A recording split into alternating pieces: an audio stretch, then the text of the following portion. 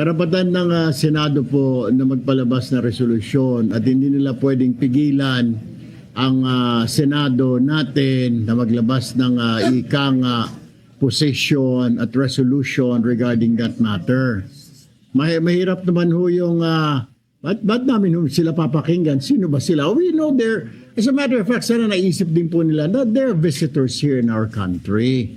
At siguro kailangan nilang balikan yung Vienna Convention of 1961 na if you are a visitor here, a diplomat, dapat po respetuhin yung mga batas ng host country. It's not malicious. The way I look at it, I mean, the person, that government official is just expressing in the ikanga because he is covered, his statements actually is covered by our Constitution, the freedom of expression, the freedom of speech. Siguro kung diplomat po siya, doon po siya sa China, medyo iba hong kalakaran doon, iba ho siguro. Pero since sila po sa Philippine Coast Guard siya po ay isa sa mga nagtatanggol, yung kanyang ahensya, nagtatanggol ng ating teritoryo. So I guess may karapatan ho siya magsalita.